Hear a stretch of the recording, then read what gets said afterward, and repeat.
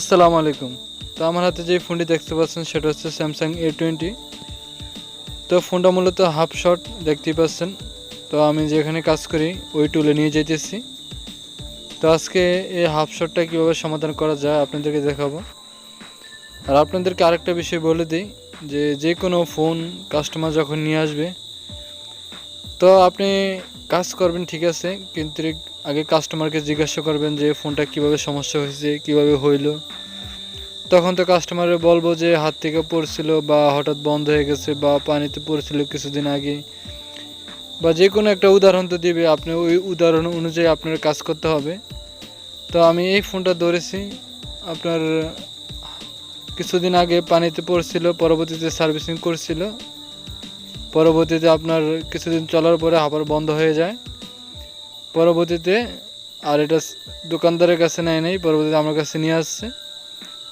তো প্রথম অবস্থায় আমরা যেটা জানি স্যামসাংয়ের বেশিরভাগ ক্ষেত্রে আপনার নেটওয়ার্ক আইসিটা শর্টিং হয়ে যায়, এবং নেটওয়ার্ক আইসিটা রিমুভ করার পরে আপনার যে হাফ শটটা আছে ওইটা চলে যায়। তো আমি আগে নেটওয়ার্ক সেকশনটার যে স্টিলটা উঠাইলাম। তো এখানে আমি দেখতে পাইলাম যে কিছু কার্বন জমে আছে। তো আমার যেটা ধারণা যে পাওয়ার সেকশনেও আপনার পানি ঢুকতে পারে। তো আমি পাওয়ার সেকশনে স্টিলটা উঠিয়ে দেখব যে পাওয়ার সেকশনে যে কন্ডিশনটা কী অবস্থা আছে, এবং আমি চেষ্টা করব যে পুরোটা মাদারবোর্ড ভালোভাবে সার্ভিসিং করিয়ে তারপরে দেখব যে শর্টিংটা যায় কি না।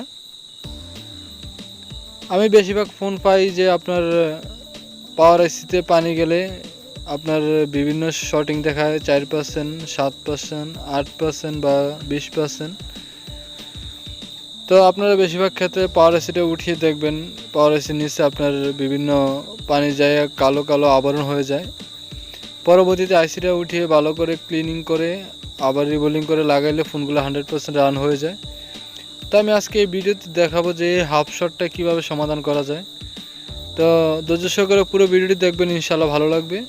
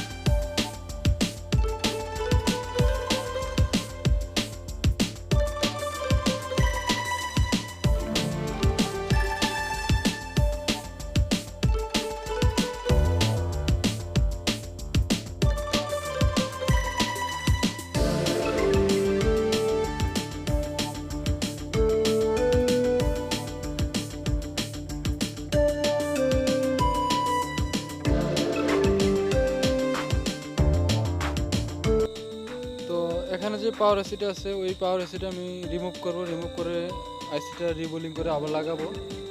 তো এখানে আমি টুইজারটা রাখার মতন জায়গা নেই, তার কারণে আমি ক্যাপাসিটর সহ রিমুভ করতেছি, এবং আবার ক্যাপাসিটরগুলো ইনস্টল করে দেবে এখানে যেখানে ছিল। আর কাজ করার আগে সতর্কভাবে কাজ করবেন যাতে হাত নাড়াচাড়া না খায়, এবং কোনো ক্যাপাসিটর যাতে এদিক সেদিক এঁকে বেঁকে না হয়, কোনো কম্পোনেন্ট যাতে মিসিং না হয়, না হলে কিন্তু আপনার ফোনগুলো ডিউট হওয়ার সম্ভাবনা থাকবে। তো আমি ক্যাপাসিটরগুলো পজিশনে বসিয়ে দিচ্ছি। এখন আমি মাদারবোর্ডটা ভালোভাবে ক্লিনিং করে পাওয়ার আইসিটা ইনস্টল করব এখানে।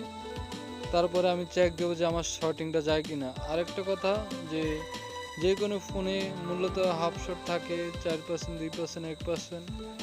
ওই ফোনগুলোর ব্যাটারি আছে একবারে খালি হয়ে যায়, কোনো চার্জ থাকে না। ওই ব্যাটারিগুলা চার্জ দিতে হয় আউট পাওয়ার সাপ্লাই দিয়ে, এবং বিভিন্ন চার্জার আছে, চার্জ দিয়ে তারপরে আপনার ফোনগুলো রান করা লাগে।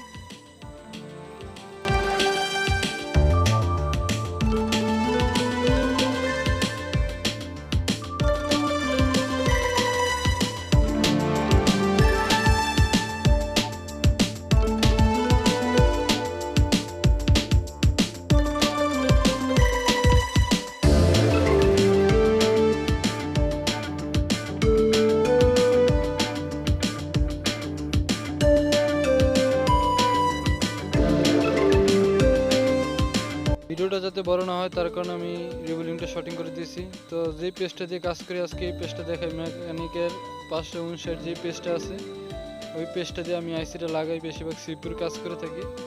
তো আপনারা চাইলে এই পেজটা ইউজ করতে পারেন, এই পেজটা অনেক ভালো আইসি লাগানোর জন্য। তো আইসি লাগানোর আগে বা আইসি উঠানোর আগে ডটটা কোন দিকে ছিল ওটা ভালো করে লক্ষ্য রাখতে হবে, তাহলে আপনার আইসিটা লাগাতে সুবিধা হবে। তো আমি আইসিটা হালকা একটু পেস্ট দিয়ে হিট দিয়ে নিছি, এবং আইসিটা যে পজিশনে বসার কথা ওই পজিশনে ভালোভাবে লাগিয়ে আমি হিট দিব।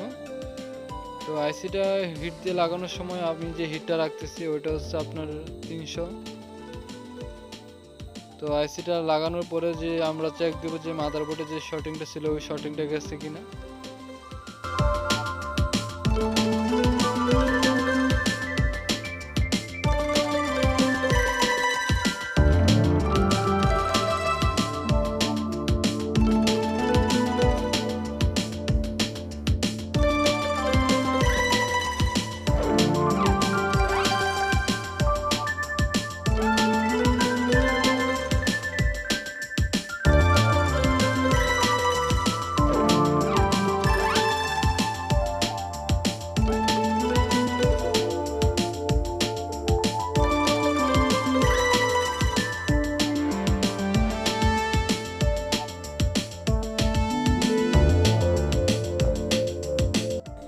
তো আমি এখানে একটা রাং ধরিয়ে নিছি যাতে আপনার যে পাওয়ার সাপ্লাই কেবলটা আছে ওটা লাগানো যায় এবং শর্টিংটা চেক দেওয়া যায়।